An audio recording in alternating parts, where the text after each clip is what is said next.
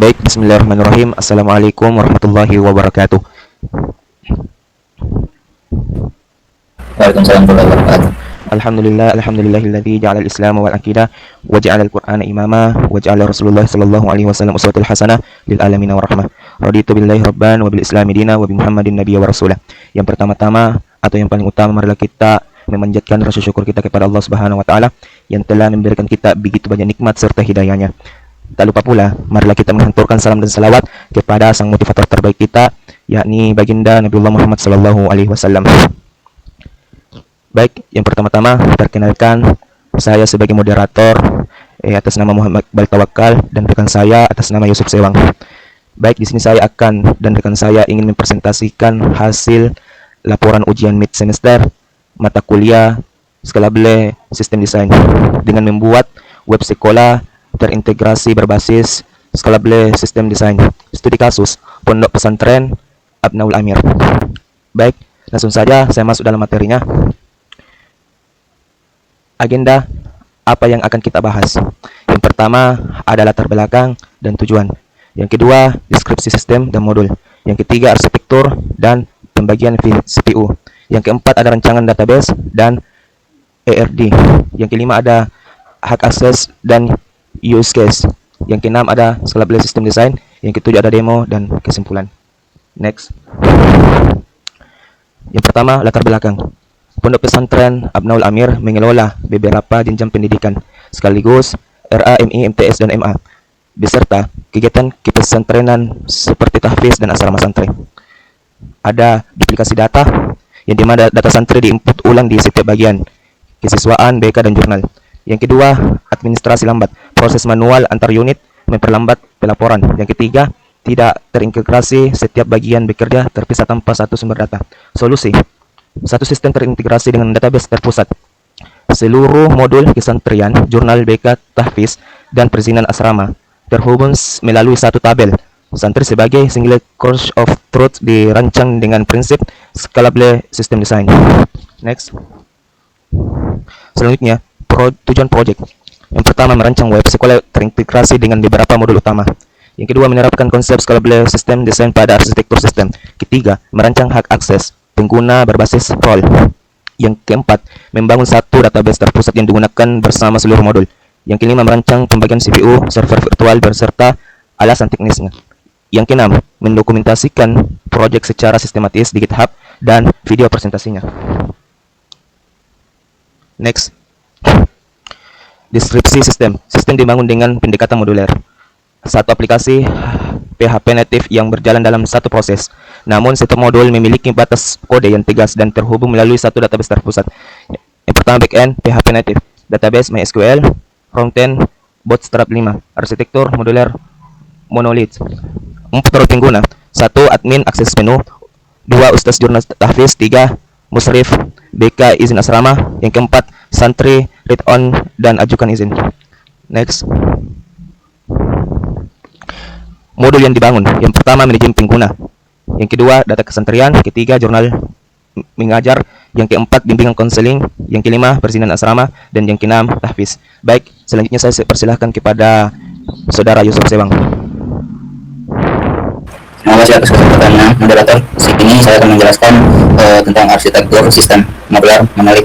Nah, di sini namanya causal, terus ada bootstrap 5 tambah JavaScript, terus menuju ke front controller, terus di sini ada public di mana ada index.php tambah router, terus menuju ke out login RBAC, terus declare. Nah, di sini ketika kita login ada kita bisa masuk ke santrian, terus jurnal mengajar, terus BK atau bimbingan konseling, terus perizinan asrama. Untuk helpers session validator di mana untuk MySQL DB Abnaul, terus controller database, semua terhubung di antara tiga ini: kesantrian, jurnal, mengajar, terus BK. Selanjutnya ada roadmap migrasi ke microservice. Yang pertama itu ada containerization. Nah, di mana ada Docker image ditambah skema DB dipisah dengan logical. Yang kedua ada extract service, mana modul perizinan di terlebih dahulu. Terus ada orkestrasi K8S. Nah, di sini setiap modul jadi port independen ditambah auto kabel. Terus ada DB per service, di mana migrasi database ditambah event, driven, Satan. Terus yang kelima ada observasi, di mana ada prop main, terus driven script. Nah, sini ada migrasi dipicu oleh bukti data nyata dari monitoring, bukan dilakukan preventif tanpa kebutuhan prinsip monitor first. Selanjutnya ada rencangan pembagian yang CPU.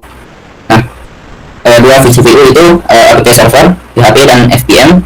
Nah, di mana titik masuk semua modul beban loading tertinggi. Terus dua CPU lagi untuk database server dan MySQL. Nah, AI dan O untuk blok container paling sensitif. Satu CPU itu untuk modul perizinan asrama. Nah, polanya itu untuk akses bus atau stick di akhir pan. Nah, 0,75 vCPU untuk jurnal, tafis, dan bimbingan konseling. Dan untuk 0,5 vCPU-nya itu untuk chat dan background job.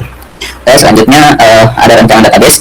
Sini 10 database utama, dimana roles ada master peran pengguna, terus user akun login terpusat, terus SAMI pusat referensi seluruh modul, terus ada ustaz, ada data guru atau pengasuh, terus classes data kelas formal, terus di bagian room ada data kamar asrama, terus taking ke personal untuk mengajar harian. Terus di sini santri di mana ada pusat referensi seluruh modul, terus tabel ustaz di mana ada data guru dan pengasuh, terus classes ada data kelas formal, terus room data kamar asrama, terus taking jurnal ada jurnal mengajar harian, terus jawaban record ada kasus data atau pelanggaran, terus tahfiz record ada capaian hafalan, terus asrama planners ada izin keluar atau pulang.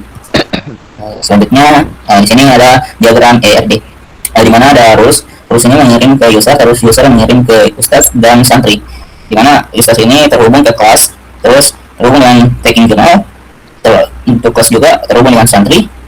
Begitupun ustaz ini terhubung dengan tahfiz record. Nah, di ustaz ini juga terhubung dengan asrama premis. Nah, ustaz juga ke ROMS, terus ke santri, terus ke asrama premis, terus ke ocean record. Jadi yang jadi pilar utama itu yaitu ustaz, user, dan santri. Jadi diagram ini saling terhubung database-nya. Mungkin itu saja, saya kembalikan ke moderator. Oke, next saya akan melanjutkan materinya bagian keamanan, yang dimana selanjutnya ada hak akses pengguna atau RBIC. Yang pertama ada admin, akses penuh kelola santri dan jurnal BK atas nama siapapun, kelola dan setujui izin dan kelola pengguna. Yang kedua ada ustaz, dia menginput dan lihat jurnal mengajar dan data tahfiz bimbingannya sendiri. Yang ketiga ada musrif, setujui tolak izin asrama, kelola data BK pelanggaran santri. Yang keempat ada santri, read only jadwal dan riwayat pribadi, dapat mengajukan izin baru. Pembatasan di verifikasi di level midwar RBC sebelum controller dieksekusi, bukan hanya disembunyikan di tampilan. Oke, next.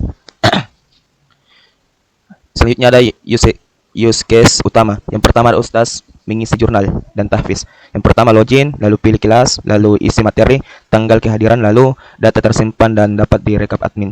Yang kedua ada musrif, menyetujui izin asrama, yaitu santri ajukan izin dan sistem cek otomatis pelanggaran berat di BK. Selanjutnya musrif setujui atau menolak. Yang ketiga ada admin, mengelola data santri, yang dimana tambah santri baru, lalu transaksi atomik buat akun, lalu profil, dan lanjut langsung tersinkron ke semua modul. Selanjutnya ada 10 unsur skala sistem desain. Yang pertama modular arsitektur, yang dimana batas modul jelas secara kode. Yang kedua centralized database, satu sumber data santri. Yang ketiga ada load balancing, bagi request ke banyak server. Yang keempat ada horizontal scaling, tambah instance modul perizinan. Yang kelima vertical scaling, tingkat kapasitas DB server. Yang keenam ada IP based integration, santri ID jadi kontrak antar service. Ketujuh role basis access control, 4 role multilevel terverifikasi. Yang kedelapan database optimization, indeks pada kolom pencarian tinggi. Yang ke-9 ada chasing, redis untuk data yang jarang berubah. Yang ke-10 monitoring atau logging, audit Lock Properties LLC rencana. Next. Ini bagian scalable design, yang dimana risiko sistem dan solusi. Yang pertama, single point of failure, database down. Selanjutnya, seluruh modul lumpuh, yang dimana replicate master slave backup routine.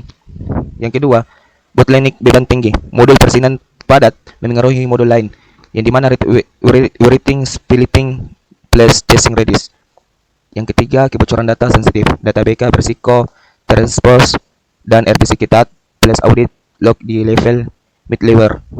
Yang keempat, kegagalan transaksi, data user dan santri tidak konsisten, di mana database transition, begin commit, dan rollback. Selanjutnya saya kasihkan kepada saudara Yusuf. Terima kasih atas kesempatan moderator. Di sini saya akan menjelaskan tentang tampilan sistem. Nah, di bagian di sini saya login sebagai admin, di mana ada dashboard. Di dashboard itu sendiri ada jurnal mengajar, bimbingan santri dan persetujuan izin. Terus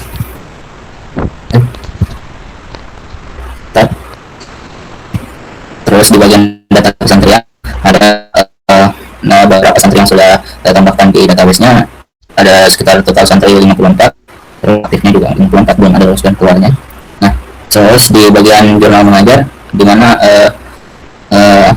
di sini kita bisa menambahkan beberapa mata kuliah yang kita mau, karena apalagi ini khusus untuk ustaz, di mana dia bisa menambahkan mata kuliah, terus berapa siswa yang hadir, tanggal pertemuan, berapa siswa yang tidak hadir juga. Nah, di sini terus ada bimbingan konseling, di mana kita bisa mencari nama siswa, terus kita mencarinya, terus kita bisa menambahkan apa-apa saja kesalahannya.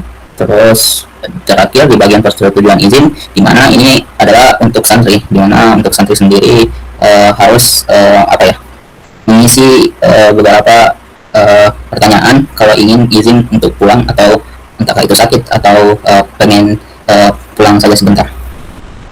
Kesimpulannya itu kami sudah berhasil mengintegrasikan 5 modul utama melalui satu database terpusat dan satu sumber data santri.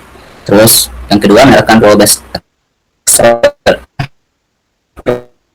data sensitif atau DK.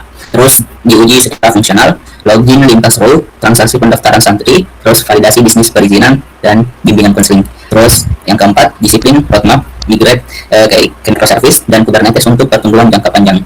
Oke, di sini di mana kita harus membuat dulu database-nya. Di dalam database itu sendiri terdiri dari satu database, yaitu DB Abnal Amir. Terus yang sebelum kita jelaskan terdiri dari tabel, ada asrama premise, classes, roles, runs, santri, service record, teaching journal, user, ustadz, dan valuation record. Oke, selanjutnya kita akan beralih ke webnya atau tampilan webnya. Oke, bentar. Oke, sini saya akan menjelaskan di bagian admin. Oke, di bagian adminnya sendiri terdapat empat tampilan. Ada jurnal mengajar, bimbingan konseling, data santri, persetujuan izin. Ini saya tambahkan beberapa supaya terlihat cantik atau estetik. Nah, kita beralih ke data santri. Di sini terdiri dari total 54 santri yang sudah saya tambahkan. Tidak menambahkannya langsung di sini, bisa tambah santri. Nah, sini misalnya NIM-nya ini 105, nama lengkap Yusuf, jenis kelamin laki-laki, tempat Goa, tanggal 18/02/2005, itulah. Terus kelas PS, asrama, nah ini saja, nomor telepon ini saja. Nah, oke, kita simpan. Oh, ini sudah digunakan. Dua, ada 4. Nah, di sini santri Yusuf berhasil didaftarkan. Oke, selanjutnya kita akan beralih ke jurnal. Nah, di sini tampilan kita bisa menambahkan, tapi bukan saya akan menjelaskannya, tapi rekan saya. Nah, untuk persetujuan izin, kita tinggal cari namanya, siapa-siapa yang kita, misalnya Yusuf, kita cari. Nah, tinggal kita isi apa saja kesalahannya, kita pilih ustaznya siapa, terus suka terlambat bangun, apakah itu tingkat keparahan. Mungkin itu saja di bagian admin. Oke, kita beralih ke musyrif. Di bagian musyrif itu sendiri, di mana atau pengawas, dia bisa mengakses bimbingan konseling, dia bisa apa ya eh, bisa memberikan memasukkan nama-nama siapa saja yang bermasalah. Nah, ada persetujuan izin yang dimana ketika santri ada yang ingin pulang kampung lagi sakit atau ada yang ingin dilakukan di luar dari satu pesantren. Oke, saya kembalikan ke rekan saya. Baik, di sini saya akan sedikit membahas di bagian Ustadz. Yang pertama-tama kita login dengan milik Ustadz. Sekarang kita login sebagai Ustadz. Setelah masuk, Ustadz akan diarahkan ke menu jurnal untuk mengajar. Ini adalah modul yang dipakai untuk mencatat aktivitas pembelajaran harian. Nah, di sini Ustadz tinggal mengisi form jurnal mengajarnya. Pertama, pilih kelasnya, misal XIPA 1. Lalu, mata pelajaran di sini kita isi Al-Quran dan Hadis. Selanjutnya, Ustadz mengisi materi pembelajaran yang diajarkan hari itu. Contoh, mempelajari hadis-hadis beserta tanggal pertemuannya.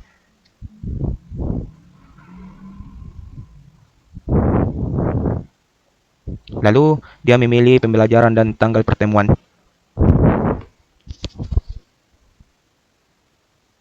Ada juga kolom untuk mencatat jumlah santri yang hadir dan tidak hadir. Di sini misal, santri yang hadir 25 dan yang tidak hadir 0.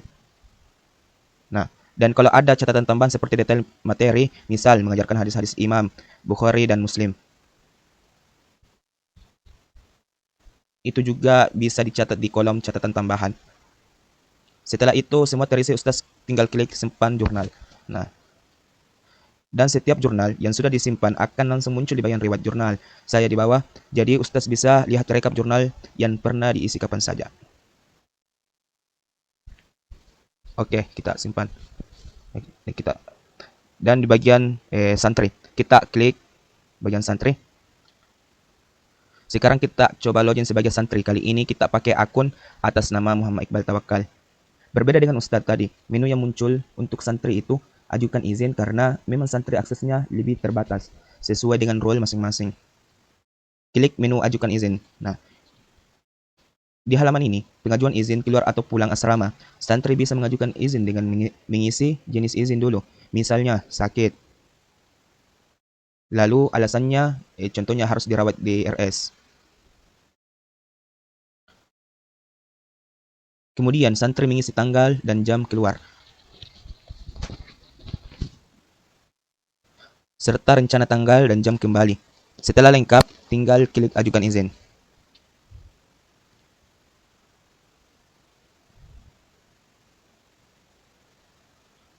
Setelah itu ajukan izin.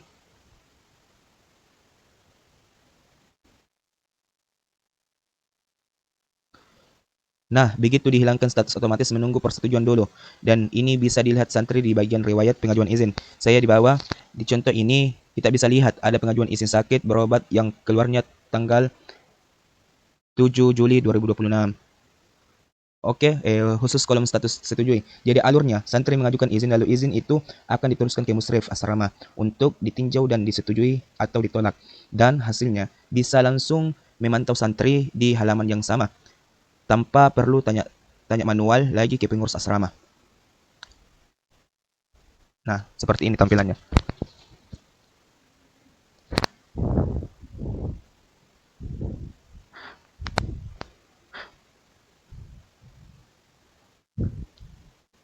Nah, seperti ini sudah disetujui oleh musrifnya. Baik, mungkin hanya itu yang bisa kami sampaikan dari UTS project kami. Lebih dan kurangnya mohon dimaafkan. Billahi fi sabilillah haq. Wastabiqul khairat. Wassalamualaikum warahmatullahi wabarakatuh. Waalaikumsalam warahmatullahi wabarakatuh.